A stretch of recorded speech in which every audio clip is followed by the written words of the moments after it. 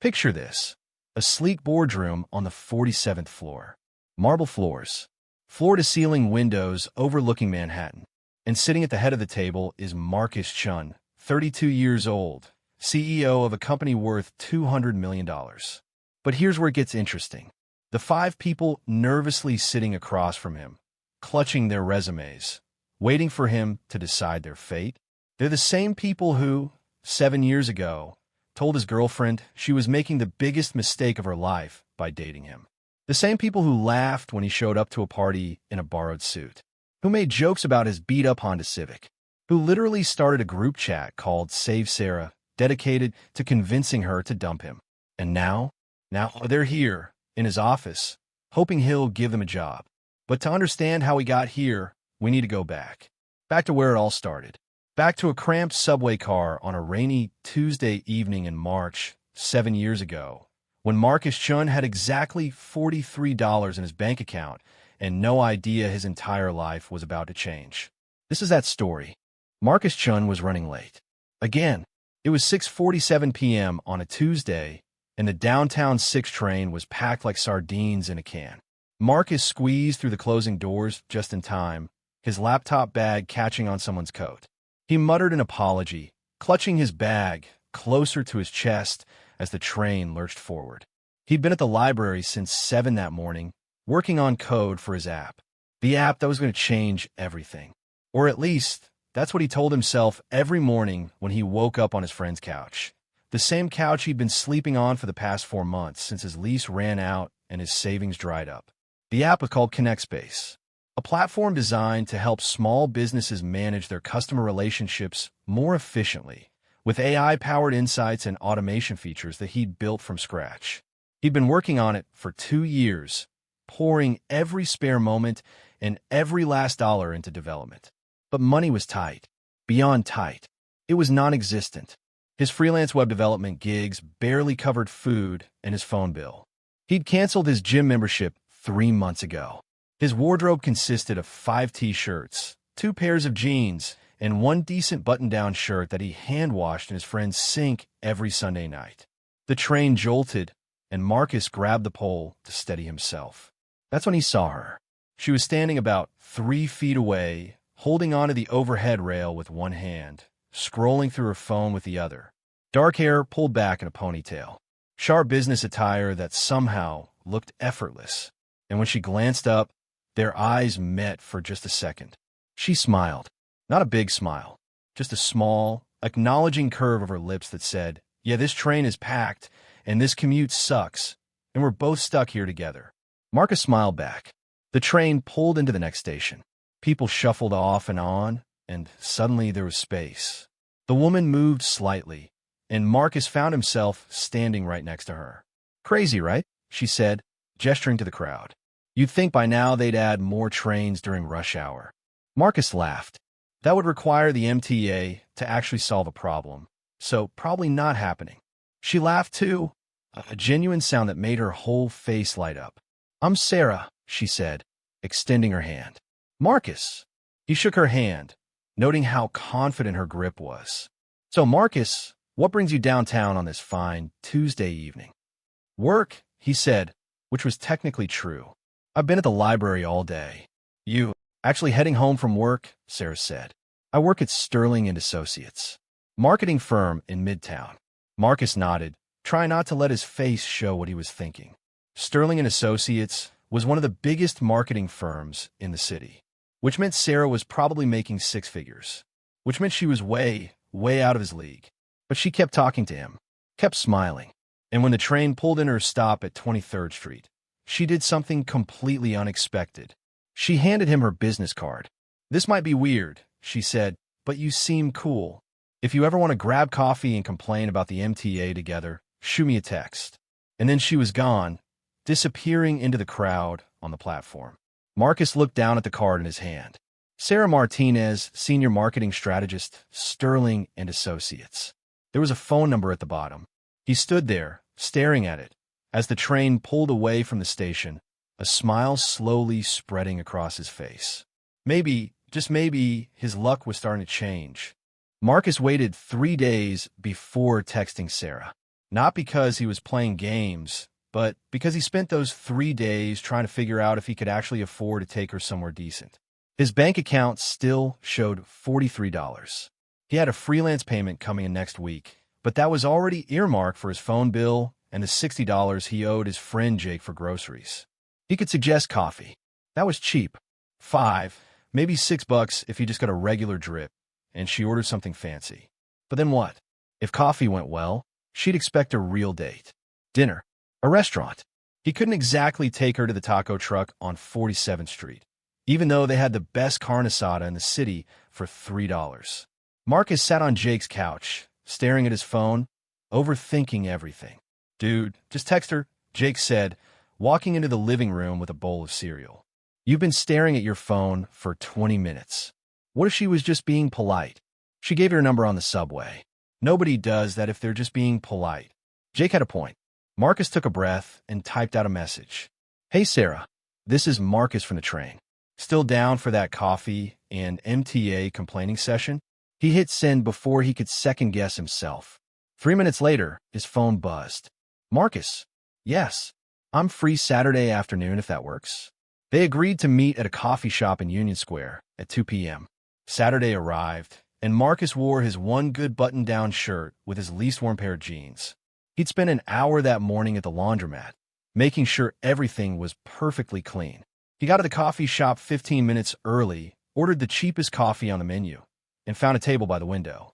Sarah arrived at exactly 2 p.m., and somehow she looked even better than he remembered.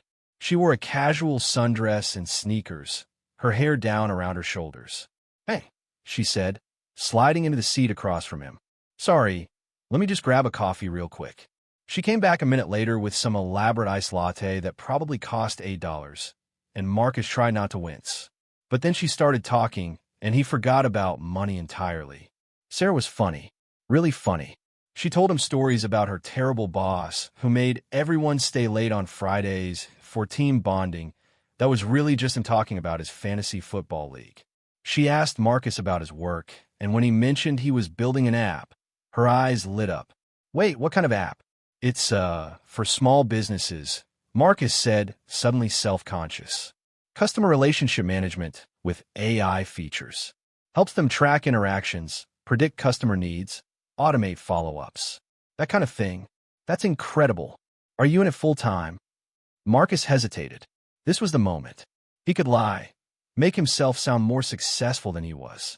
Or he could tell the truth. He chose truth. Not yet. I'm doing freelance web development to pay the bills while I build it. It's been slow going, but I'm getting there.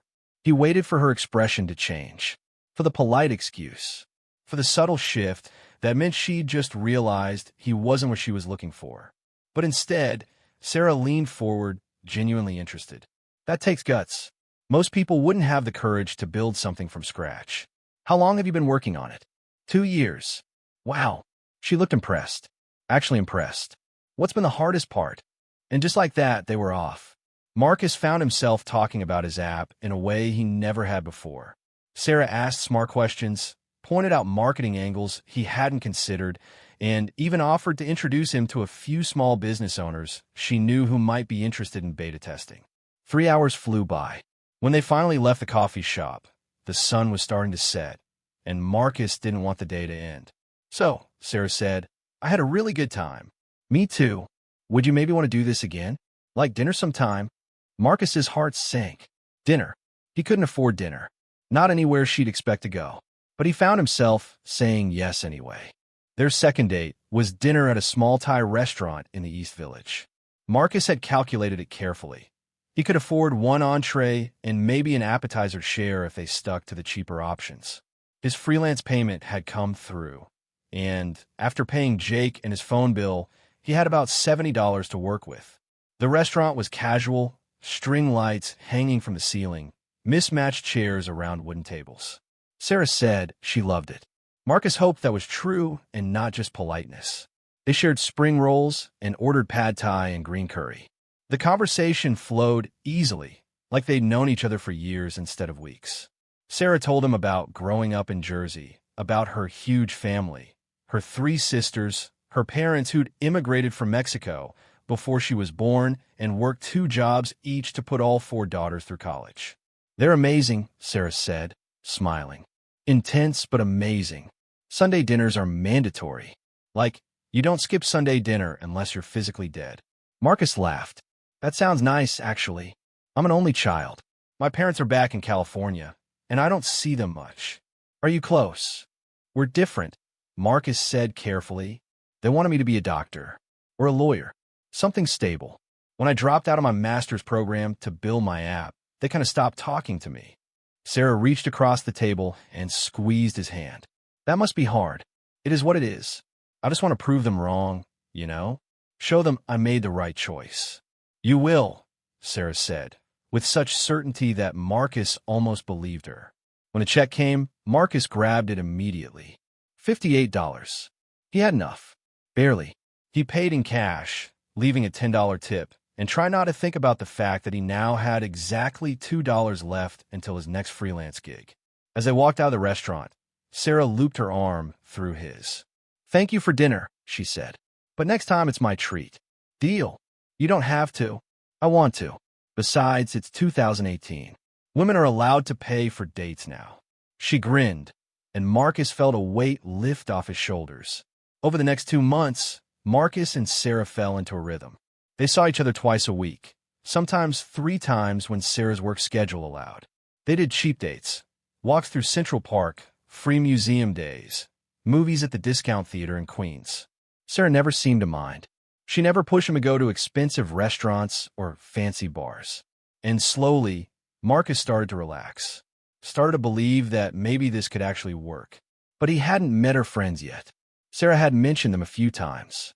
Jessica, her college roommate who worked in finance. Amanda, her coworker at Sterling and Associates. Trent, Jessica's boyfriend who did something in private equity. Rachel, another friend from college who is now a corporate lawyer. They all sounded successful. Impressive. The kind of people who went to rooftop bars and took weekend trips to the Hamptons. In other words, the kind of people who would take one look at Marcus and wonder what Sarah was doing. They're going to love you, Sarah insisted when she invited him to Jessica's birthday party. I've told them all about you. What exactly did you tell them? That you're smart, funny, ambitious, and you're building something amazing. Marcus wanted to believe her. But as the date of the party approached, his anxiety grew. The party was at a bar in Tribeca, the kind of place with exposed brick walls, craft cocktails that cost $18, and a dress code that Marcus's wardrobe definitely didn't meet. He'd borrowed a blazer from Jake, who was 2 inches taller and 20 pounds heavier. It didn't quite fit, but it was better than showing up in his usual t-shirt and jeans. Sarah met him outside, looking stunning in a black dress and heels. You look great, she said, kissing his cheek. You too. Really great. She took his hand and led him inside. The bar was packed with Sarah's friends, all of them dressed like they'd just stepped out of a magazine. Marcus immediately felt out of place. Sarah navigated through the crowd, pulling Marcus along, until they reached a group near the back. Everyone, this is Marcus. 5 faces turned toward him. 4 women and 1 guy, all sizing him up in an instant. Marcus. Finally, a blonde woman stepped forward, air-kissing Sarah before turning to him.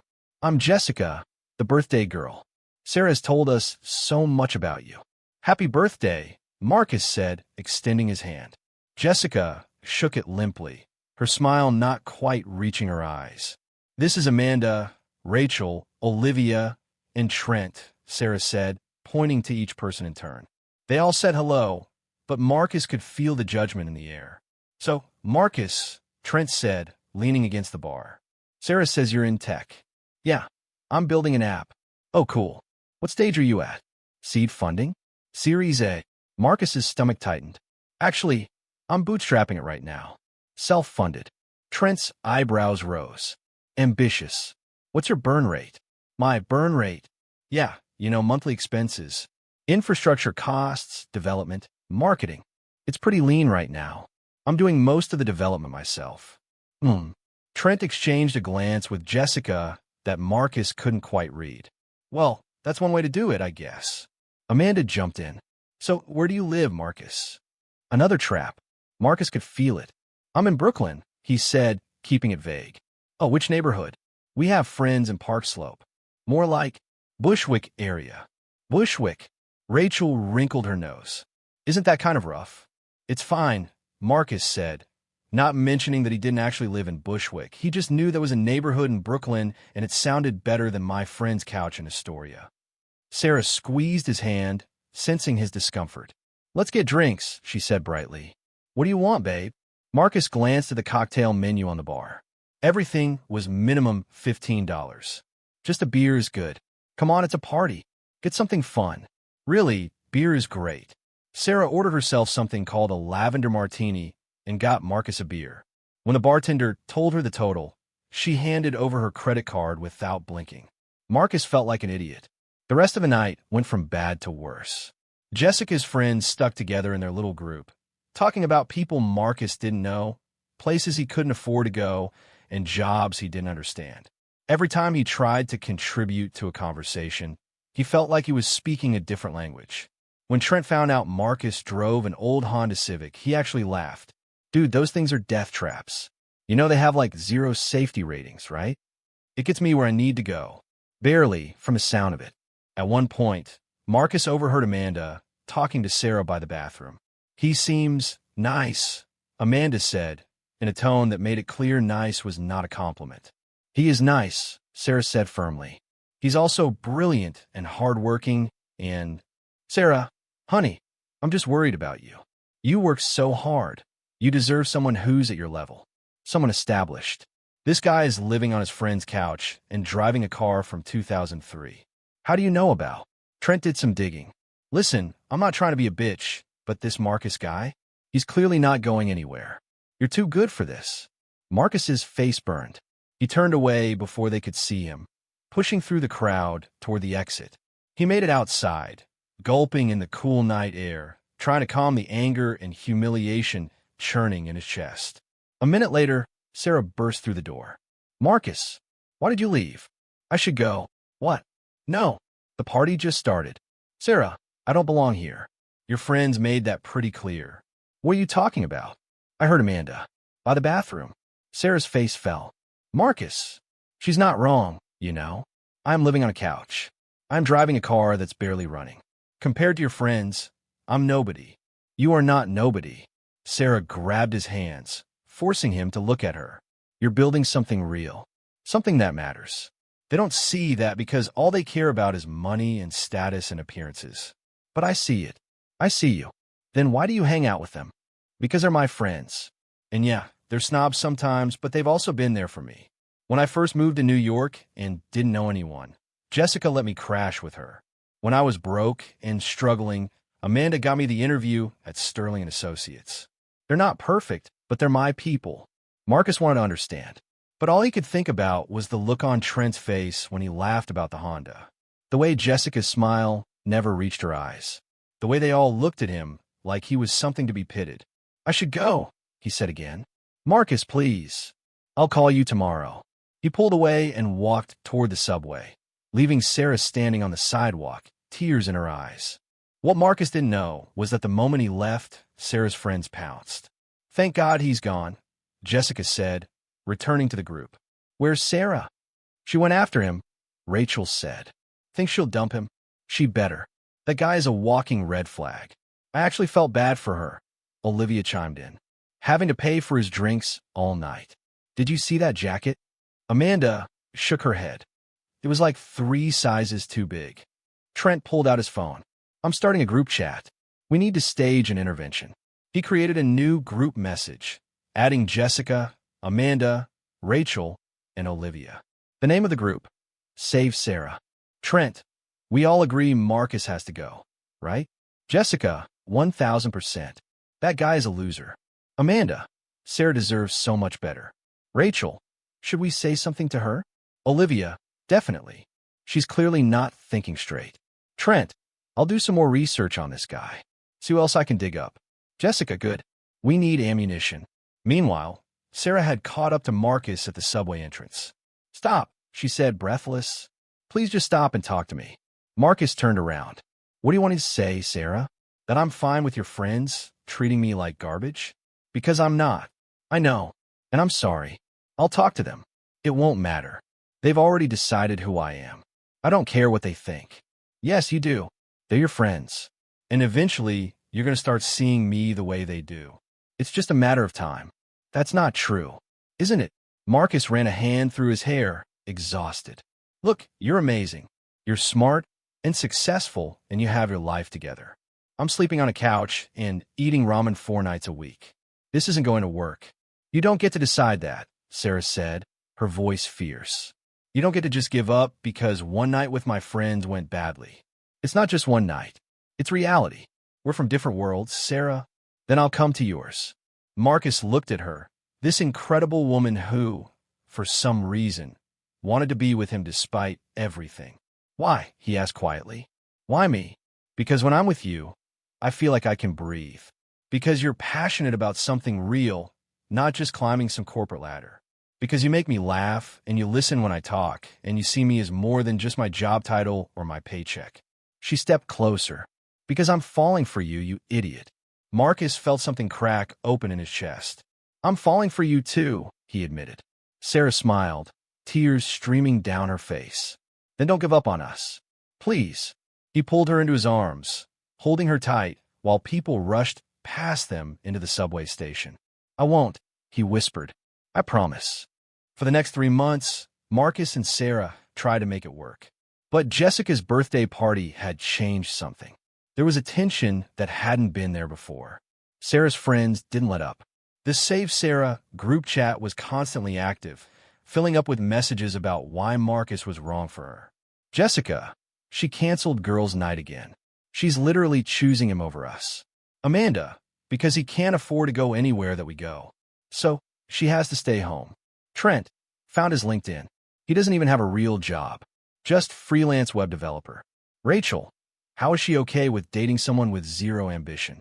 Olivia, should we do an actual intervention? Jessica, yes. This weekend. They cornered Sarah at brunch on Sunday.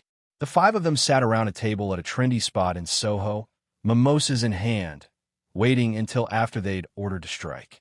So, Jessica started, we need to talk about Marcus. Sarah stiffened. What about him? Sarah, we love you, Amanda said. Which is why we have to say this. He's not right for you. You don't know him.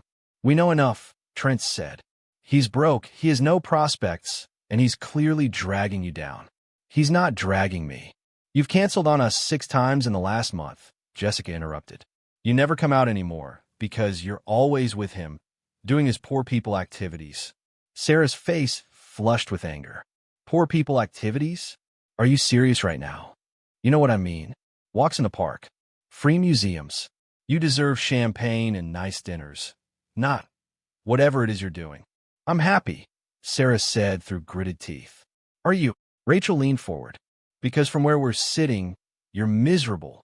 You're always stressed about money. You're defending him constantly, and you've completely isolated yourself. I haven't isolated. Yes, you have, Olivia said gently. You're different now, and not in a good way. Sarah stood up, her chair scraping loudly against the floor. You know what? You all need to mind your own business. Marcus is the best thing that's happened to me, and if you can't be happy for me, then maybe we shouldn't be friends. She threw $40 on the table and walked out, leaving her friends staring after her in shock. But the damage was done. Sarah's friends' words had planted seeds of doubt, and as much as she tried to ignore them, they grew. Marcus was working around the clock on his app, which meant less time together. When they did see each other, he was exhausted, stressed, and increasingly frustrated that his progress was so slow. Money remained a constant issue. Sarah tried to brush it off, tried to pay for things casually so Marcus wouldn't feel bad, but it was awkward. They both knew it was awkward. And then there was the fact that Sarah's career was taking off. She'd gotten a promotion at Sterling and Associates, which came with a significant raise and more responsibility. She was traveling for work, meeting high-profile clients, and attending industry events. Events she couldn't bring Marcus to because he didn't have the right clothes or connections or experience. The gap between them widened. One night, 3 months after Jessica's party, they had to fight. Sarah had come over to Jake's apartment where Marcus was still staying. She brought takeout because she knew Marcus probably hadn't eaten, and she'd wanted to surprise him. But when she arrived, she found Marcus staring at his laptop, lines of code reflected in his glasses, empty coffee cups littering the desk. "Hey," she said softly. "I brought food. Not hungry." "Marcus, you have to eat." "I said I'm not hungry." Sarah set the food down on the coffee table. "What's wrong?" "Everything's wrong. The app keeps crashing. I can't figure out why. I've been working on this bug for 3 days, and I'm getting nowhere. And I'm out of money again. Jake's been covering groceries for 2 weeks, and I can't even pay him back. I can help. I don't want your money, Sarah." "It's not about the money." "Yes, it is." Marcus stood up, his frustration boiling over. "It's always about money. You paying for dinners. You buy my drinks. You offering to help. I don't need charity. That's not what this is." "Then what is it?" "Because from where I'm standing, I'm just a broke boyfriend who can't afford to take his girlfriend on a real date." Sarah's eyes filled with tears. "Is that really what you think?" "What am I supposed to think? Your friends hate me. Your life is moving forward while I'm stuck in the same place I was 2 years ago. Maybe they're right. Maybe you do deserve better." "Don't do this," Sarah whispered. "Do what?" "Push me away because you're scared." Marcus looked at her, this woman he loved more than anything, and felt the weight of his inadequacy crushing him. "Maybe I'm not scared. Maybe I'm just being realistic." Sarah stared at him for a long moment, tears streaming down her face. Then she turned and walked out. They didn't officially break up that night, but they might as well have. Sarah stopped calling, stopped texting, and Marcus was too proud and too hurt to reach out. A week passed, then 2, then a month. Marcus threw himself into his work, coding 18-hour days, surviving on coffee and determination. If he couldn't have Sarah, he'd at least prove that he wasn't a complete failure. Jake tried to talk to him about it. "Dude, you need to call her. No point. She loves you. She deserves someone better." "That's the dumbest thing I've ever heard." But Marcus wouldn't budge. He'd made his choice, and he'd have to live with it. Meanwhile, Sarah was falling apart. She went back to hanging out with Jessica and the others, but it felt hollow. They'd won, and they knew it, but their victory felt empty even to them. "Are you okay?" Amanda asked one night at dinner. "I'm fine," Sarah lied. "You don't look fine. I'm just tired." But she wasn't just tired. She was heartbroken and angry. Angry at Marcus for pushing her away. Angry at her friends for being right about the difficulties, even if they were wrong about Marcus himself. Angry at the universe for making love this hard. She'd check Marcus's social media obsessively, looking for any sign of what he was doing, how he was feeling. But his accounts were barely active. Just the occasional update about his app's progress. Finally fixed the authentication bug. Small victories. Landed my first beta tester. Someone actually wants to use this thing. Late nights and lots of coffee, but we're getting somewhere. Reading his posts made her ache. 6 months after their fight, something happened. Marcus was at a coffee shop in Brooklyn, working on his laptop, when a man approached him. "Excuse me, are you Marcus Chun?" Marcus looked up, confused. "Yeah, I'm David Palmer. I've been using your beta version of Connect Space for my restaurant supply business." "Oh." Marcus straightened up. David was one of his 5 beta testers. "Hey, how's it working out?" "It's incredible. We've increased our customer retention by 30% since implementing it. Your AI prediction feature is scary accurate." "That's great to hear. Listen, I have a friend who runs a venture capital firm. He's always looking for promising startups. Would you be interested in pitching to him?" Marcus's heart stopped. "Are you serious?" "Completely. Here's his card. Tell him David Palmer sent you." Marcus took the card with shaking hands. This was it. This was the break he'd been waiting for. The pitch meeting was 2 weeks later. Marcus spent every waking hour preparing, refining his presentation, practicing his talking points until he could recite them in his sleep. He borrowed a proper suit from Jake, got a haircut, and showed up at the VC firm's office in Manhattan, feeling both terrified and more alive than he'd felt in months. The meeting lasted an hour. Marcus walked them through Connect Space features, showed them his beta testing results, explained his vision for scaling the platform. The partners asked tough questions. Marcus answered them all. When it was over, they told him they'd be in touch. He walked out of that building onto the crowded New York street, and for the first time in 6 months, he let himself hope. 2 weeks later, he got the call. They wanted to invest $300,000 for a 20% stake in his company. Marcus stood in Jake's apartment, holding his phone, and started to cry. "Holy shit, dude," Jake said, pulling him into a hug. "You did it." "I did it," Marcus whispered. His first thought was to call Sarah, to tell her that he'd proven everyone wrong, that the broke guy with no prospect had just gotten funding from a top VC firm. But he didn't, because he'd burned that bridge and he didn't know how to build it back. With funding secured, Marcus's life changed overnight. He rented a small office space in Brooklyn, hired 2 developers to help him scale the platform, brought on a part-time marketing consultant, and most importantly, he finally moved out of Jake's apartment into his own studio in Williamsburg. It was small, barely 400 square feet, but it was his. The months that followed were a blur of work. 16-hour days, 7 days a week. Marcus lived and breathed Connect Space, pouring everything he had into making it succeed. The beta testing expanded. They brought on 50 small businesses, then 100, then 500. The platform worked. It worked really well. Customer retention rates improved across the board. The AI features Marcus had built got smarter with each interaction, and word started spreading. A year after the initial investment, they raised a Series A round, $2 million. Marcus hired more staff, upgraded the office, and started getting noticed by tech publications. Connect Space, the CRM platform small businesses have been waiting for. How one developer built an AI-powered solution to customer management. The next big thing in SaaS. Connect Space raises $2 million. Marcus's parents called for the first time in 3 years. Suddenly they were proud. Suddenly they understood. It felt hollow without Sarah to share with. 2 years after that first investment, Connect Space had transformed from a scrappy startup into a legitimate company. They'd moved into a proper office space in Manhattan. 20 employees. Revenue hitting 7 figures annually. And they were profitable. Marcus Chun, the guy who used to sleep on his friend's couch, was now the CEO of a company worth $30 million on paper. He bought a car. Not anything flashy, just a reliable Tesla Model 3. He had a nice apartment in Chelsea with actual furniture. He wore clothes that fit. And he had a savings account with more than 6 figures in it. But none of it felt real without Sarah. He'd check her LinkedIn sometimes, late at night when he couldn't sleep. She'd made senior director at Sterling and Associates. Her profile picture showed her at some industry conference, looking confident and beautiful.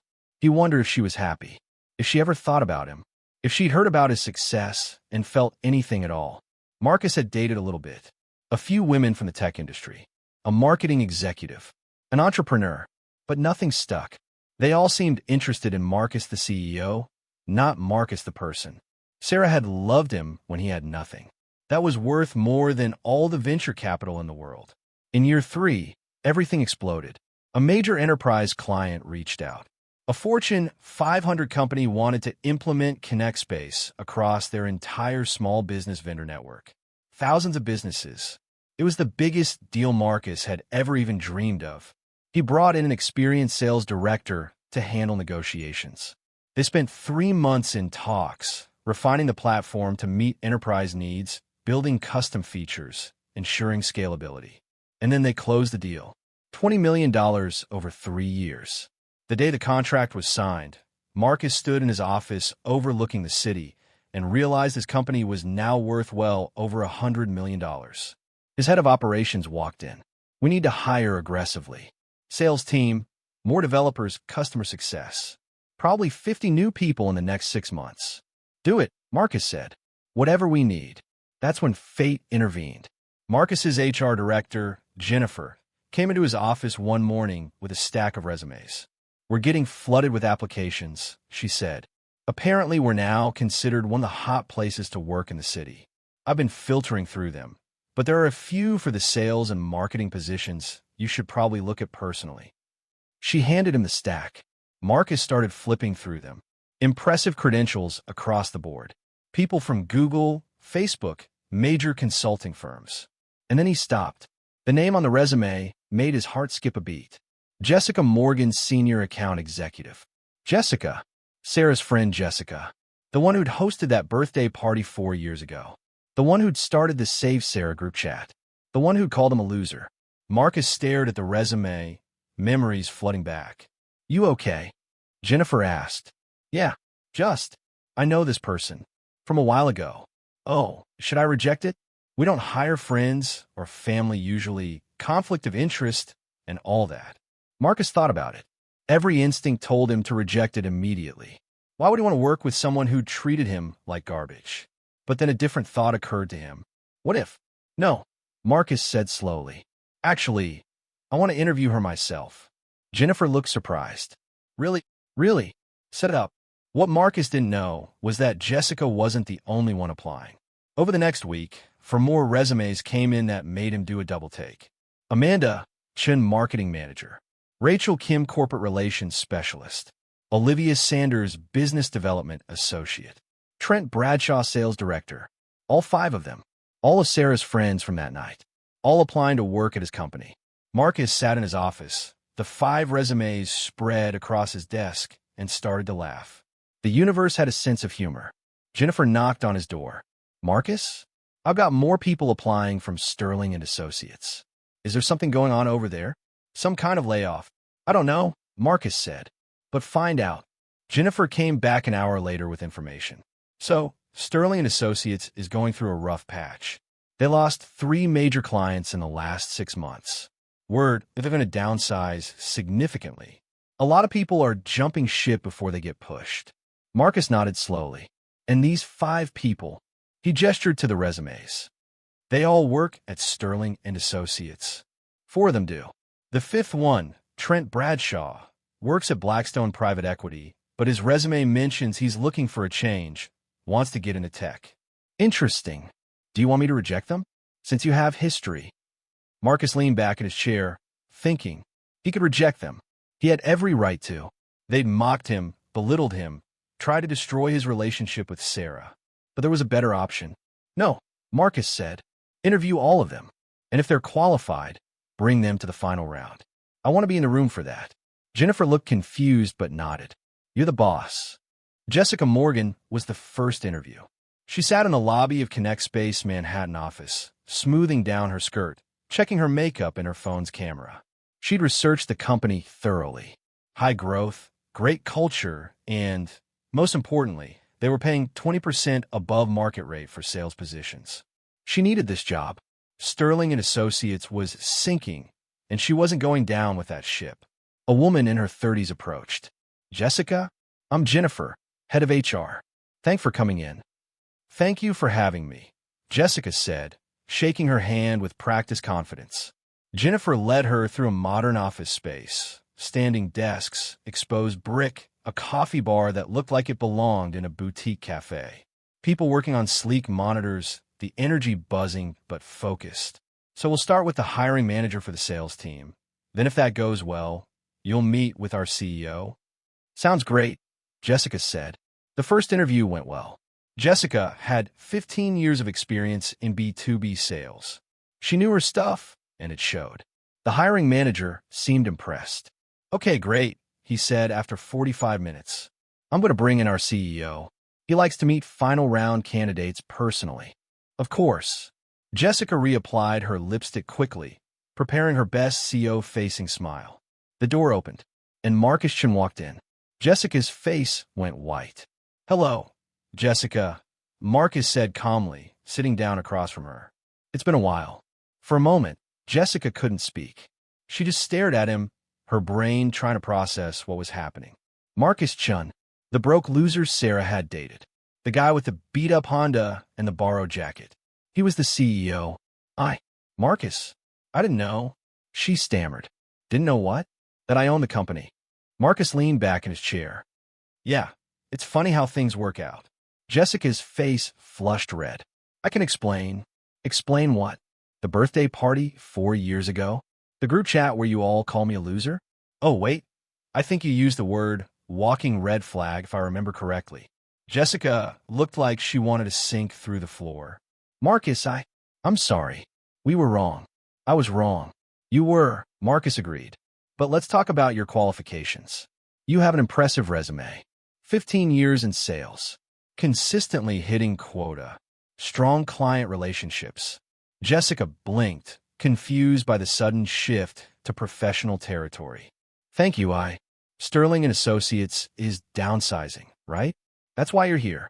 Yes, Jessica admitted quietly. And you need a job? Yes. Marcus nodded slowly, his face unreadable. Tell me, Jessica, why should I hire you? Someone who judged me entirely based on my bank account. Someone who tried to convince Sarah to leave me. Someone who laughed at my car and my clothes and everything about my life. Jessica's eyes filled with tears. I have no good answer for that. I was terrible to you. We all were. And I'm so sorry. I know I don't deserve this job. But I promise you, if you give me a chance, I will work harder than anyone here. I will prove that I've learned from my mistakes. Marcus studied her for a long moment. Here's what's going to happen, he said finally. I'm going to interview all of your friends. Amanda, Rachel, Olivia, and Trent. They all applied here too. Jessica's eyes went wide. And then I'm going to make a decision about whether any of you get to work at my company. The company I built while sleeping on my friend's couch. The company everyone said would fail. That company is now worth over $100 million. And you want to be a part of it. Yes, Jessica whispered. We'll be in touch, Marcus said, standing up. Jennifer will show you out. Jessica stood on shaky legs and followed Jennifer to the lobby, her mind reeling. Over the next week, Marcus interviewed all 4 of the remaining friends. Amanda Chun walked in confident, her marketing portfolio polished and impressive.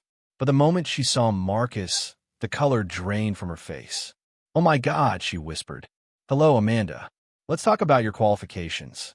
Rachel Kim tried to maintain her lawyer composure, but Marcus could see her hands shaking as she reviewed the corporate relations role. I heard you tell Sarah I had zero ambition, Marcus said casually. Funny thing about ambition. Sometimes it just takes time to show results. Rachel couldn't meet his eyes. I was wrong. I'm sorry. Olivia Sanders burst into tears the moment she realized who she was interviewing with. I'm so sorry, she sobbed. We were such snobs. Such terrible people. You didn't deserve any of it. Marcus handed her a tissue. Take a breath. Let's talk about your business development experience. Trent Bradshaw walked in cocky, doing that finance bro swagger thing he did. Right up until he saw Marcus. No way, Trent said. No fucking way. Language, Marcus said mildly. This is a professional environment. You're the CEO? I am. But you had a beat-up Honda? Yeah. Sold it. Had Tesla now. Fully paid off. Trent sat down heavily. This is surreal. Tell me about your private equity experience, Marcus said. And try to remember that you're asking me for a job, not the other way around. After all 5 interviews, Marcus sat in his office with Jennifer. Okay, she said. Cards on the table. What are we doing here? What do you mean? Marcus, I've been in HR for 20 years. I know when there's personal history. These 5 people clearly know you, and from the looks on their faces, that history is not good. Marcus sighed. They were my ex-girlfriend's friends. For years ago, they treated me like garbage because I was broke. Made it their mission to get her to leave me. It worked, by the way. We broke up. Jennifer's eyes widened. And now they're applying to work for you. Now they're applying to work for me. So what are you going to do? Marcus looked out the window at the Manhattan skyline, the city that had once seemed so hostile and now felt like his kingdom. I'm going to hire them, he said quietly. Jennifer looked shocked. What? Why? Because they're qualified. Because my company needs good people. And because... He turned back to her. Because I'm not the person they think I am. I'm not petty. I'm not vindictive. I built this company on merit and hard work, and I'm going to run it the same way. Marcus, that's very noble, but are you sure? These people hurt you. They did. But holding grudges doesn't build companies. Talent builds companies. And like it or not, they're talented.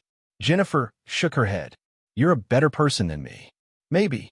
Or maybe I just have a different kind of revenge in mind. What do you mean? Marcus smiled. Make them offers. Good offers, competitive salary, full benefits. But here's the thing. They're going to work under me. They're going to see every day what they missed, what they misjudged. They're going to have to respect the guy they once mocked. That's a different kind of justice. Jennifer slowly smiled. You're diabolical. I prefer strategic. 1 week later, All five of them received offer letters from ConnectSpace. Jessica was offered the senior sales associate position at $125,000 base plus commission. Amanda got marketing manager at $110,000. Rachel received corporate relations specialist at $115,000. Olivia was offered business development associate at $95,000. Trent got sales director at $140,000 plus commission. All five offers were 20 to 30% higher than their current salaries. They couldn't believe it. The Save Sarah group chat, dormant for years, suddenly lit up. Jessica, you guys are not going to believe this. Amanda, what? Jessica, Marcus Chun offered me a job. Rachel, what? Olivia, Marcus? Or Marcus? Trent, he offered me one too. Amanda, me 3. Rachel, me 4. Olivia, 5. This is insane. Jessica, he's the CEO of ConnectSpace, the company we all applied to. Amanda, how do we not know this? Trent, because he goes by Chun in all the press releases. I Googled it. He's worth like $50 million personally. Rachel, oh my God. Olivia, Sarah was right. We were so wrong. Jessica, are we taking the jobs? Trent, I mean, the money is incredible. Amanda, but we be working for him, the guy we call the loser. Rachel, karma is real, you guys. Olivia, what choice do we have? Sterling is sinking. Jessica, I'm taking it. I need the money, and honestly, we owe him this. We owe him a chance to see us grovel. Trent, I'm in. Amanda, fine. Me too. Rachel, same. Olivia, okay. But this is going to be so awkward. 2 weeks later, all five of them started at ConnectSpace on the same Monday morning. They arrived at the office building in Manhattan, each of them nervous, dressed in their best professional attire. The lobby was modern and impressive, with the ConnectSpace logo prominently displayed on the wall behind the reception desk. Jennifer met them in the lobby with bright smiles and welcome packets. Good morning. Welcome to ConnectSpace. We're so excited to have you all joining us. Let me show you to the conference room for orientation. She led them through the office, and they couldn't help but be impressed. This wasn't some scrappy startup anymore. This was a real company. State-of-the-art technology. Happy employees. Free lunch. A rooftop terrace. Marcus had built something incredible. They sat in the conference room, and Jennifer walked them through the company handbook, benefits, culture expectations. Now, she said, our CEO likes to personally welcome all new hires. So let me bring him in. The door opened, and Marcus walked in. He wore a perfectly fitted navy suit, no tie, looking every inch the successful tech CEO. He looked healthier than they remembered. Confident. Powerful. Good morning, he said, his voice calm and professional. Welcome to ConnectSpace. I'm Marcus Chun, founder and CEO. The five of them stared at him, not quite sure what to say. Marcus smiled slightly. I know this is unusual, having a new boss be someone from your past. But I want to make something very clear. What happened 4 years ago is in the past. You're here because you're qualified for these positions. I expect you to do excellent work. In return, you'll be compensated fairly, treated with respect, and given opportunities to grow. He paused. That said, I also expect professionalism, respect for your colleagues, and the understanding that at ConnectSpace, we judge people by their merit, not their bank account or their background.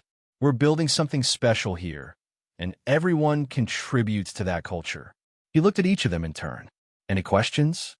No one spoke. Good. Jennifer will get you set up with your teams. Welcome aboard. He left the room, and the five of them sat in stunned silence. Well, Trent finally said, this is going to be interesting. The first month was awkward. Jessica, Amanda, Rachel, Olivia, and Trent did their jobs well. They were professionals after all. But there was an undercurrent of discomfort that colored every interaction with Marcus. Staff meetings where Marcus led the discussion, and they had to nod along with his strategic vision. Project updates where they had to present their work to him and accept his feedback. Company events where he mingled with everyone, charismatic and well-liked, while they stood to the side feeling like imposters. The worst part? Marcus was a good boss. He was fair. He gave credit where it was due. He listened to ideas. He treated everyone with respect, including the five of them. It would have been easier if he'd been terrible, if he'd been petty or vindictive or cruel. But he wasn't. One day, about 6 weeks in, Jessica was in the break room getting coffee when Marcus walked in. She stiffened automatically. "Hey, Jessica," Marcus said casually, grabbing a mug. "How's the Johnson account coming along?" "Good. Really good. They're ready to sign." "Excellent. That's going to be a big win for the team." He poured his coffee, and Jessica worked up the courage to speak. "Marcus." "Yeah. Why did you hire us?" "Really?" Marcus looked at her for a long moment. "Because you're good at what you do. Because I need talented people. And because I'm not interested in revenge, Jessica. I'm interested in building a successful company. But after everything we did, you were wrong about me. You all were. But you know what? I was also wrong about some things. I let pride get in the way of my relationship with Sarah. I pushed her away instead of fighting for us. We all make mistakes." Jessica felt tears pricking her eyes. "I'm sorry. I know I've said it before, but I'm truly sorry. I know you are, and I appreciate that." Marcus smiled. "Now go close that Johnson deal. I want to celebrate with the team." He left, and Jessica stood there, coffee cup in hand, feeling something shift inside her. 2 months in, Amanda finally worked up the courage to ask what they were all wondering. It was late, most people had gone home, and she found Marcus still in his office, reviewing financial projections. She knocked on the open door. "Got a minute?" Marcus looked up. "Sure, come in." Amanda sat down across from him, nervous. "I need to ask you something, and I understand if you don't want to answer." "Okay. Sarah, do you still talk to her?" Marcus's expression changed. Something vulnerable flickered across his face before he controlled it. "No, we haven't spoken in 4 years." "Does she know? About the company? About your success?" "I don't know. Maybe. It's not exactly a secret." Amanda took a breath. "She never got over you, you know." Marcus looked up sharply. "What? After you two broke up?" "She was devastated. For months. She dated other people, but it was never the same. She still..." Amanda hesitated. "She still talks about you. About how she let the best thing in her life slip away." Marcus's jaw tightened. "Amanda, why are you telling me this?" "Because you deserve to know. Because we ruined something real. And because I think you still love her too." Marcus was quiet for a long time. "It's been 4 years," he said finally. "She's probably moved on." "She hasn't," Amanda said quietly. "I had lunch with her last month. She asked about you. Asked if I'd heard anything, seen you around. When I told her I was working for you now, she..." Amanda smiled sadly. She cried. Happy tears, I think. She was so proud of you, Marcus. Even after all this time. Marcus stood up and walked to the window, looking out at the city lights. "I think about her every day," he admitted. "Every single day. Every success. Every milestone, I want to share it with her. But I don't know how to fix what I broke." "Maybe you just start with hello," Amanda suggested. Marcus turned around. "Does she still work at Sterling and Associates?" "No. She left 6 months ago. Started her own marketing consultancy. It's doing well." Marcus nodded slowly, processing this information. "Thanks for telling me, Amanda. Thanks for not firing me 4 years later," Amanda said with a small smile. Marcus didn't reach out to Sarah right away. He wanted to. God, he wanted to. But fear held him back. What if she didn't want to hear from him? What if Amanda was wrong? What if too much time had passed? But fate, it seemed, had other plans. It was a Thursday evening, and Marcus was at a tech industry mixer at a rooftop bar in Midtown. He'd been to 100 of these things over the past 2 years, networking, making connections, building relationships. He was talking to a potential client when he saw her. Sarah. She stood across the room, talking to a small group of people, animated and confident in a way that made his chest ache.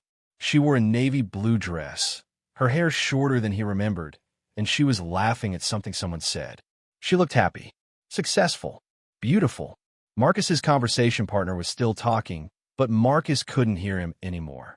His entire focus had narrowed to Sarah, standing 30 feet away, completely unaware of his presence. He excused himself from the conversation and started moving through the crowd toward her, his heart pounding. He was 10 feet away when she turned. Their eyes met. Time stopped. Sarah's face went through a dozen emotions in 3 seconds. Shock, disbelief, joy, fear, hope. Marcus, she breathed. Hi, he said, suddenly feeling like he was 26 again, meeting her on that subway train. What are you? I didn't know you'd be here. I didn't know you'd be here either. They stood there, awkwardly, while people moved around them. You look good, Sarah said finally. Really good. You too. Amanda told me you started your own consultancy. She told you about me? She might have mentioned it. Sarah laughed, a sound Marcus had missed more than he realized. I heard you hired all of them. Jessica, Amanda, Rachel, Olivia, and Trent. I did. That's very gracious of you. After everything. They're good at their jobs, and I'm not interested in holding grudges. Sarah looked at him with something that might have been admiration. You've changed. So have you. In all the best ways. The moment stretched between them, for years of unresolved feelings hanging in the air. Do you want to get out of here? Sarah asked suddenly. Get some air.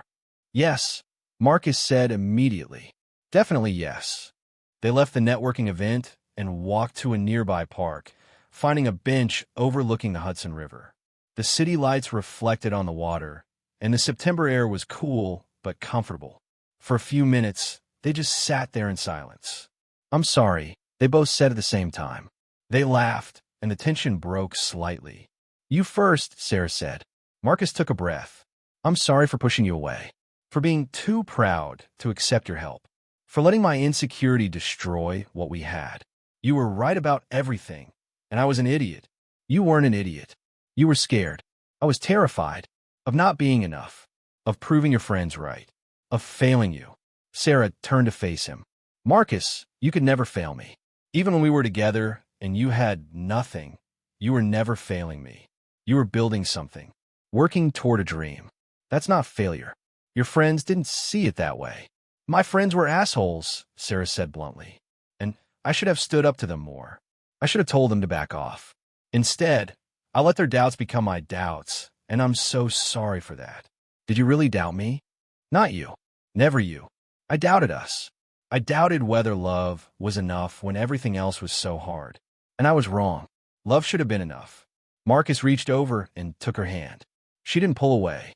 Amanda told me you never got over me, he said quietly. Is that true? Sarah laughed, tears in her eyes. I dated other people. Tried to move on. But they weren't you. No one was you. I compared everyone to the guy who worked 18-hour days on his dreams and still found time to make me laugh. Who brought me wildflowers from the bodega because he couldn't afford a real bouquet. Who saw me as a partner, not just a girlfriend. I think about you every day, Marcus admitted. Every success, I want to tell you about it. Every problem, I want your advice. My company is worth over $100 million, and none of it means anything because I can't share it with you. Sarah was crying now, and so was Marcus. Can we try again? She whispered. Please? I don't care if it's been 4 years. I don't care what anyone thinks. I just want you back. Marcus pulled her close, holding her like he'd wanted to do for 4 years. Yes, he said against her hair. God, yes.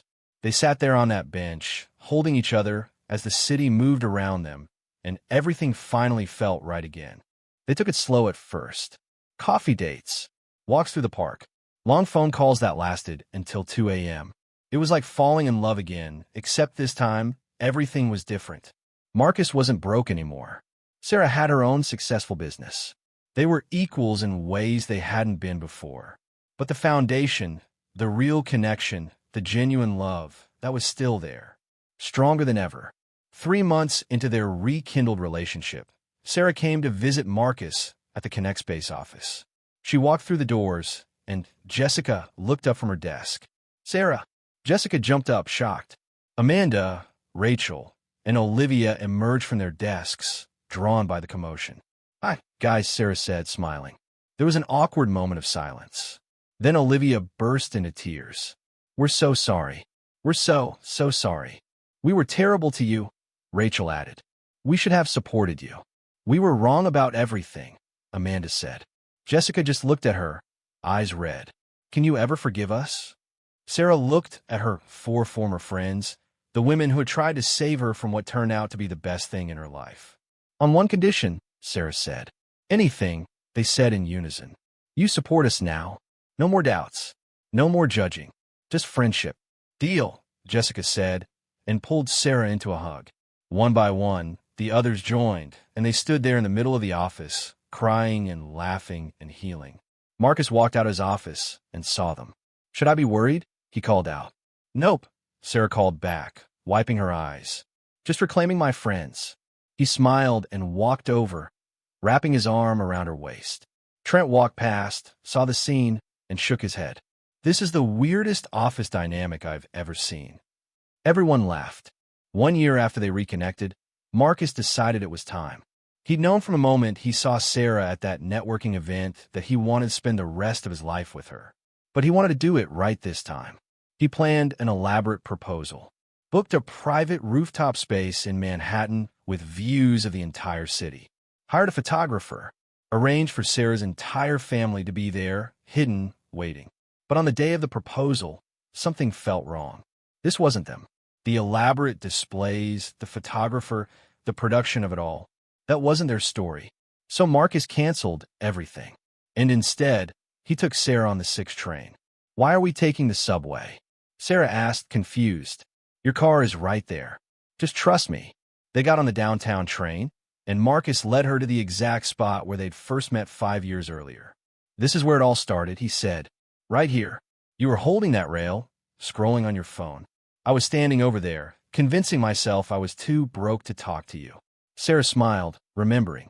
"You were wearing that ratty backpack." "Hey, that backpack lasted me 4 years. It was held together by duct tape. It built character." They laughed, and Marcus took her hands. "Sarah, I built a successful company. I made more money than I ever thought possible. I've achieved everything I set out to do. But none of it, not one single second of it, has made me as happy as being with you."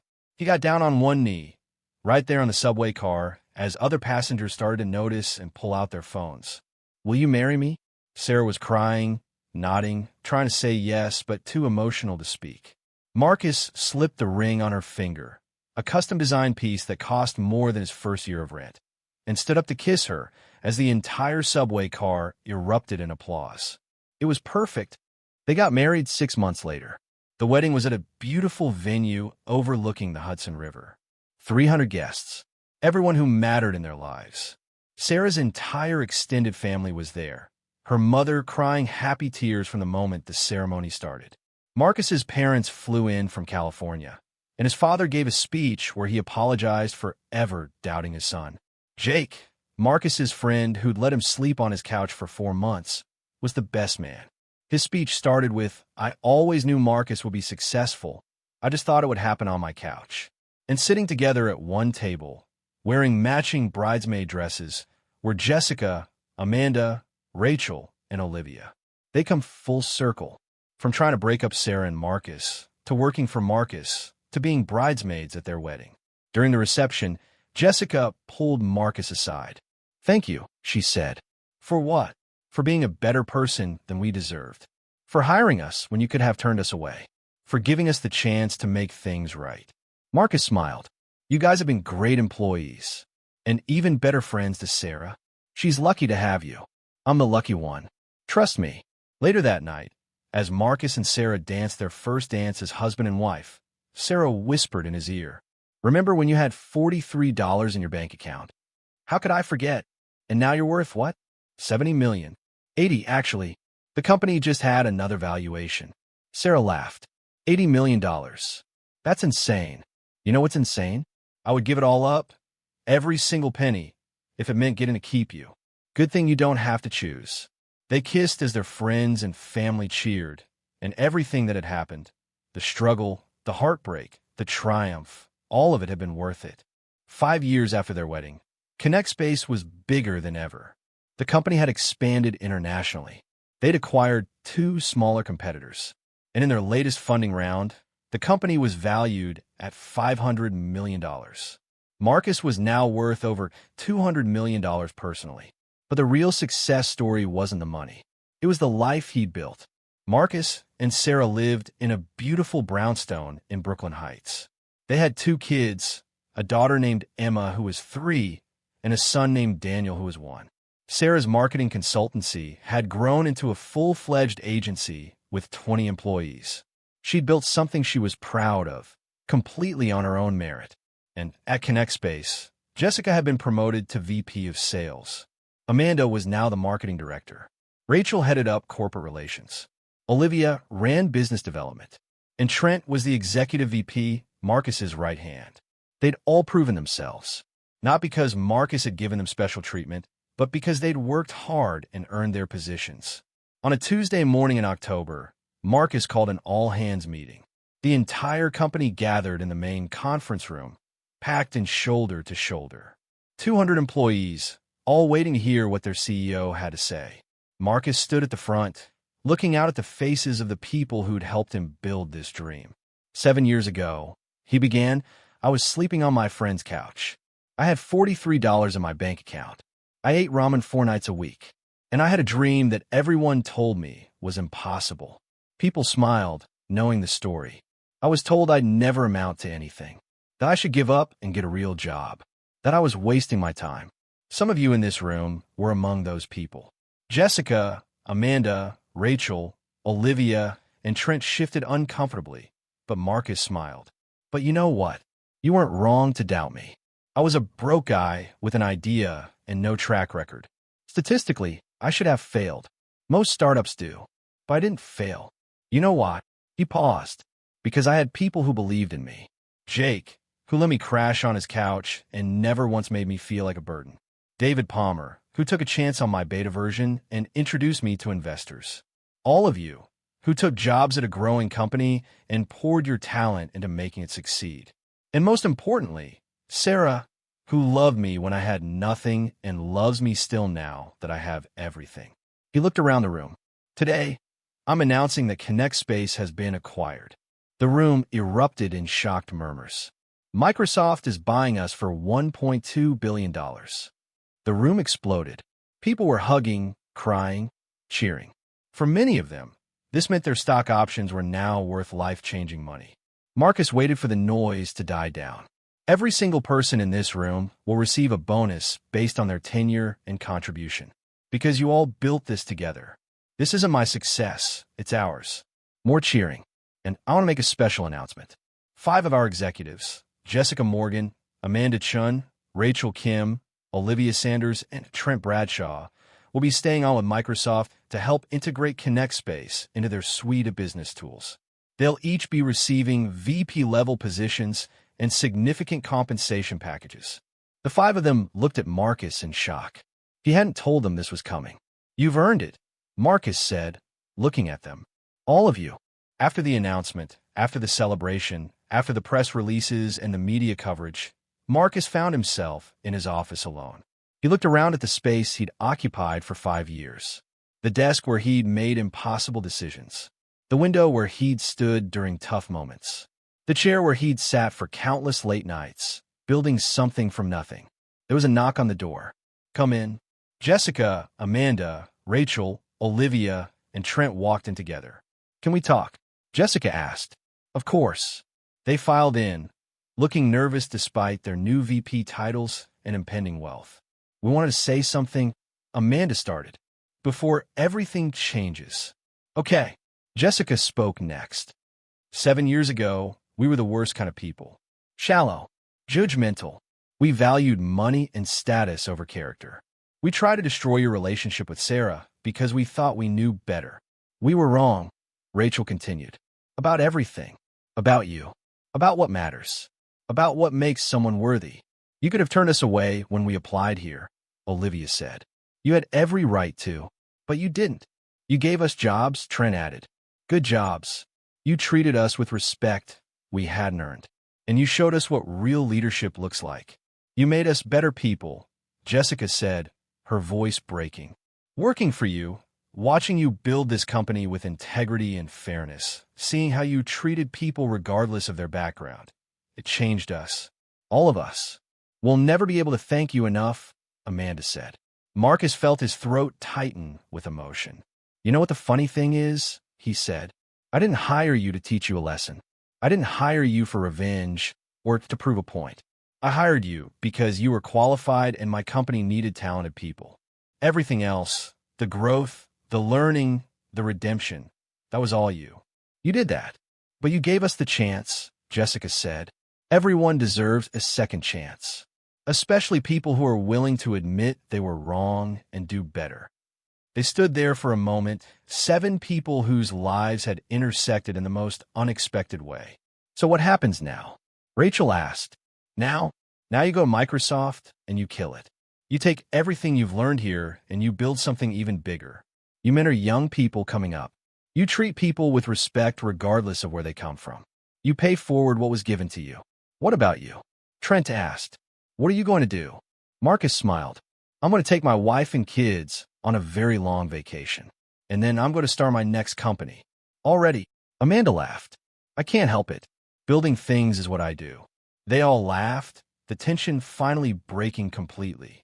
One by one, they hugged Marcus. Real hugs, full of gratitude and respect and affection that had been earned over years of working side by side. When they left, Marcus sat back in his chair and pulled out his phone. He texted Sarah, "It's official. We're billionaires." Her response came immediately. "Does this mean you'll finally fix that squeaky door in the kitchen?" Marcus laughed. This was why he loved her. "I'll hire someone." "Don't you dare. You promised me you'd do it yourself." "Fine, but I'm using my billion-dollar hands." "Your billion-dollar hands are terrible at home repairs." "True, but they're great at other things." "Marcus Chun, we have kids. They're asleep. I checked. Come home and we'll discuss." Marcus grabbed his jacket and headed for the door, turning off the lights in his office for the last time as CEO of ConnectSpace. 3 months after the acquisition, Sarah organized a reunion. She rented out a private room at that same Thai restaurant in the East Village where Marcus had taken her on their second date, back when he'd had to count every dollar to afford the meal. She invited Marcus's parents, her whole family, Jake, the 5 executives, and a few other people who'd been part of their journey. When everyone was seated, Sarah stood up to make a toast. 7 years ago, I met a man on a subway train. He was broke, ambitious, and had a dream that seemed impossible. My friends told me to run away from him, that he'd never amount to anything, that I deserved better. The 5 executives squirmed, but Sarah smiled at them. They were wrong. Not because of the money, though I'll admit, being married to a billionaire has its perks. Everyone laughed. They were wrong because they were measuring worth by the wrong metrics. Marcus was always successful. When he was sleeping on Jake's couch, Jake raised his glass. "Best roommate I ever had." When he was eating ramen for dinner, when he was driving that terrible Honda Civic, he was already successful because he had integrity, because he had passion, because he treated people with kindness and respect regardless of their status. The money just made it visible to everyone else. She turned to Marcus, tears in her eyes. "You taught all of us what really matters. You showed us that success isn't about where you start. It's about who you become along the way. And I am so proud to be your wife. So proud to be raising our children with you. So proud of everything you've built, not just in business, but in life." To Marcus, she raised her glass. To Marcus, everyone echoed. Marcus stood up, overwhelmed. "I don't know what to say except, thank you. Thank you to Jake for giving me a place to crash and believing in me. Thank you to Sarah for loving me at my lowest and standing by me through everything. Thank you to Mom and Dad for eventually coming around." His parents laughed, his mother wiping tears. "Thank you to Jessica, Amanda, Rachel, Olivia, and Trent for becoming not just colleagues, but real friends. For growing and changing and showing me that people can surprise you in the best ways." He looked around the room. "But most of all, thank you for being here, for being part of this crazy story. 7 years ago, I had $43 and a dream. Today, I have more money than I know what to do with. But you know what's actually valuable? This. All of you. The relationships. The love. The shared history." He raised his glass. "To second chances. To proving people wrong. And to never giving up on your dreams, no matter who doubts you. Cheers." 10 years after that first subway encounter, Marcus was on stage at a tech conference. He'd been invited to give a keynote speech about building successful companies. The auditorium was packed with young entrepreneurs, all of them hoping to learn the secret to success. Marcus stood at the podium, looking out at the sea of eager faces, and smiled. You all want to know the secret to building a billion-dollar company, he said. The formula, the hack, the shortcut. People lean forward. I'm going to disappoint you. There is no shortcut. There's just work. Relentless, unglamorous, difficult work. There are 18-hour days. There are moments where you question everything. There are people who will doubt you and mock you and tell you to give up. He paused. When I started Connect Space, I was living on my friend's couch. I had no money, no connections, no safety net. People literally laughed at me. My girlfriend's friends started a group chat dedicated to convincing her to leave me. Some people in the audience laughed nervously. And you know what? They weren't crazy to doubt me. Most startups fail. Most dreams don't come true. The odds were against me. But I had something that mattered more than money or connections. I had an unwavering belief that I was building something valuable. I had people who supported me even when it seemed crazy. And I had the willingness to work harder than anyone else. He clicked to the next slide, showing the Connect Space logo. This company wasn't built in a garage by a genius who coded for 24 hours straight and suddenly became a billionaire. It was built over 7 years, one small victory at a time, one customer at a time, one feature at a time. There were no viral moments, no overnight success, just consistent, persistent effort. Another slide, a photo of Marcus and Sarah on their wedding day. And here's the thing nobody tells you. The success isn't the destination. It's not the day you get acquired, or the day you become a billionaire, or the day you prove everyone wrong. The success is the journey, the relationships you build, the person you become, the lives you impact. He looked out at the audience. Some of you will build billion-dollar companies. Most of you won't. And that's okay, because success isn't just about the exit or the valuation. It's about creating something meaningful. It's about treating people with respect. It's about never giving up on what you believe in. Final slide, a simple message. It's not about where you start. It's about who you become. Thank you, Marcus said. The auditorium erupted in applause. After the keynote, during the Q&A session, a young woman in the front row raised her hand. Mr. Chun, you mentioned your girlfriend's friends doubted you. What happened to them? Marcus smiled. They work for me. Well, they work for me. Now, they're VPs at Microsoft, running the Connect Space integration. The audience murmured in surprise. Wait, another person called out. You hired the people who try to break you up? I did. Why? Because they were qualified. Because people can change. Because holding grudges doesn't build great companies. Hiring great people does. But weren't you angry? Marcus thought about it. Initially? Sure. But anger is expensive. It costs energy and time and emotional bandwidth. I chose to invest those resources into building my company instead. And you know what? Those 5 people became some of my best employees. They worked harder than anyone, proved themselves again and again, and became genuinely good friends. What about your girlfriend? Someone else asked. Did you stay together? Marcus pulled out his phone and held it up, showing his lock screen, a photo of Sarah and their 2 kids. We've been married for 5 years. She runs her own successful marketing agency.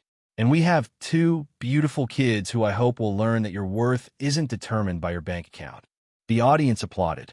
Any other questions? A young man in the back stood up. What would you say to your younger self? The guy sleeping on the couch with $43. Marcus smiled, thinking back to that version of himself, stressed, broke, scared, but determined. I'd tell him that it's all going to work out, that the struggle is making him stronger, that the people who doubt him will eventually work for him. Everyone laughed. But mostly, I tell him not to let pride get in the way of love, to fight for the people who matter, to accept help once offered, and to remember that being broke isn't the same as being worthless. He paused. Actually, you know what? I wouldn't tell him anything, because that struggle, that pain, that rejection, it made me who I am. It taught me empathy. It taught me to never judge people by their bank account or their car or their address. It taught me that true success is measured in character, not currency. The room was silent, people hanging on every word. The version of me that had $43 and slept on a couch, he was already successful. He just didn't know it yet. 10 years after the Microsoft acquisition, Marcus and Sarah sat on their back porch, watching their kids play in the yard. Emma was 13 now, already showing signs of her father's entrepreneurial spirit and her mother's creativity. Daniel was 11, obsessed with coding and robotics. "Do you ever miss it?" Sarah asked, sipping her wine. "Running Connect Space?" "Sometimes," Marcus admitted, "but my new company is keeping me plenty busy." After selling Connect Space, Marcus had started a venture capital firm dedicated to funding entrepreneurs from non-traditional backgrounds. People who didn't have Ivy League degrees or trust funds or family connections. People like he'd been. "How's the new cohort looking?" "Amazing. There's a woman who dropped out of college to build an app that helps gig workers manage their finances. A guy who's creating affordable healthcare solutions for rural communities. A team building educational software for underprivileged schools. These are the founders nobody else will bet on. But you will. I will. Because someone bet on me when nobody else would." Sarah leaned her head on his shoulder. "You know what I love about you? My $1 billion?" She laughed and elbowed him. "You never forgot where you came from. You could have become one of those insufferable tech bros who acts like they've always been rich. But you didn't. How could I? I still remember counting quarters to buy ramen. Still remember the shame of having to borrow clothes for a date. Still remember what it felt like to be judged for being poor. And now you're changing that for others. Trying to anyway." Emma ran up to the porch. "Dad, can you help me with my business plan? I want to start a dog walking service in the neighborhood." Marcus grinned. "Absolutely. Let's talk revenue models and marketing strategies." "She's 13, Marcus," Sarah said. "Maybe just let her walk some dogs." A 13-year-old entrepreneur needs to understand unit economics. Sarah rolled her eyes, but she was smiling. As Emma and Marcus headed inside to work on the business plan, Sarah stayed on the porch, looking out at their beautiful life. She thought about that day on the subway, 10 years ago, when she'd handed her business card to a stranger with kind eyes and a ratty backpack. She'd had no idea that decision would change her entire life. That the broke guy with a dream would become the love of her life. That the people who doubted them would become their friends. That the struggle would make them stronger. That the story everyone said would end in disaster would actually have the happiest ending imaginable. Sarah pulled out her phone and opened the old Save Sarah group chat, the one Jessica had started all those years ago. They still used it, but now it was just for funny memes and coordinating girls' nights. She typed a message. "Remember when you all thought Marcus was going to ruin my life?" Responses came quickly. "Jessica, in our defense, he was very poor. Amanda, and that car was legitimately terrible. Rachel, we were idiots. Olivia, best idiots you ever knew, though. Trent, still can't believe he hired us. Like, what was he thinking? Sarah, he was thinking you were talented. And he was right. Jessica, he's too good for this world. Amanda, you both are. Rachel, Sunday brunch this week? Olivia, I'm in. Trent, same. Sarah, sound perfect. Love you guys. Everyone, love you too." Sarah smiled, putting her phone away. Who would have thought? The people who tried to end her relationship were now some of her closest friends. The broke guy everyone doubted was now a billionaire who spent his time helping other broke people achieve their dreams. Life had a funny way of working out. Inside, she could hear Marcus explaining profit margins to Emma, his voice animated and passionate. "You see, if you charge $15 per dog and walk 5 dogs a day, that's $75 daily revenue. Times 5 days a week is $375 weekly. Dad, I'm just walking dogs. There's no such thing as just anything when it comes to business, sweetie." Sarah laughed and headed inside to rescue their daughter from a lecture on compound growth strategies. This was her life now. Chaotic, beautiful, and nothing like what anyone had predicted. And she wouldn't change a single thing. So, remember where we started? That boardroom on the 47th floor? Marcus Chun sitting at the head of the table, 5 former doubters waiting to hear if they get hired? That happened 7 years ago. But the story didn't end there. Because the real story isn't about revenge. It's not about proving people wrong or rubbing success in anyone's face. The real story is about second chances. About people growing and changing. About choosing grace over grudges. About building something meaningful that creates opportunities for everyone, not just yourself. Marcus could have turned Jessica, Amanda, Rachel, Olivia, and Trent away. He could have made them suffer. He could have been petty and vindictive and cruel. Instead, he gave them jobs.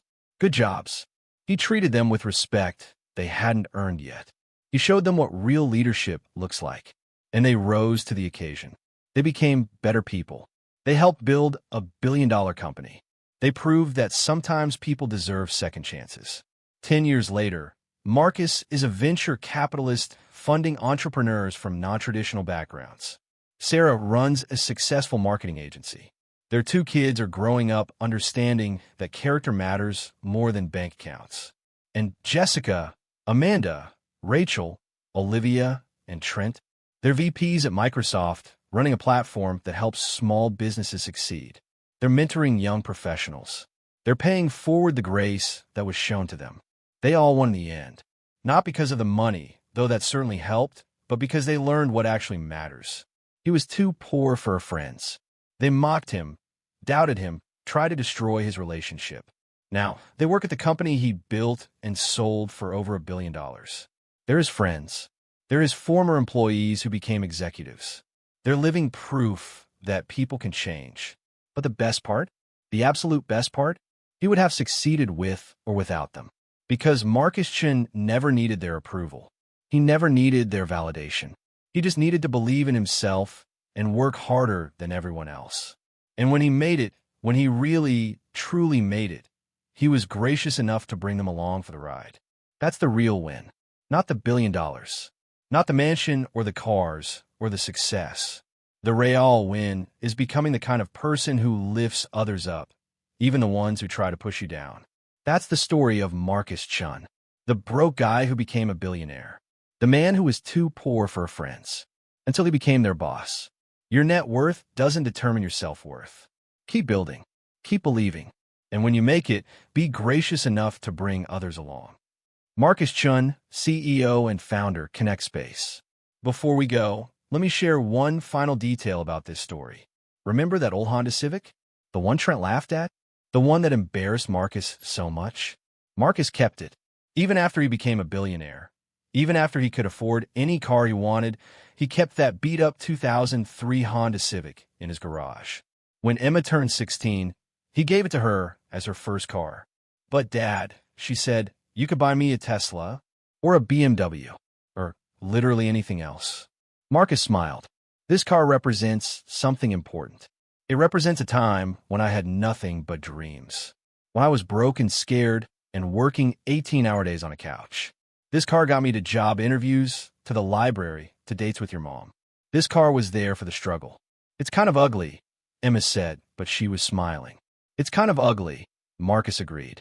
"But it's also a reminder that where you start doesn't determine where you finish. I want you to drive this car and remember that your dad was once just a guy with $43 and a dream. And if I can build what I built, you can do anything." Emma hugged him. "I love it. Thank you, Dad." As she drove away in that old Honda, Sarah came up beside Marcus. "You're such a softie," she said, says the woman who kept the business card from our first meeting framed in her office. Touché. They stood there, watching their daughter drive the same car that had been part of their origin story, and smiled. Some things were worth keeping, not for their monetary value, but for what they represented.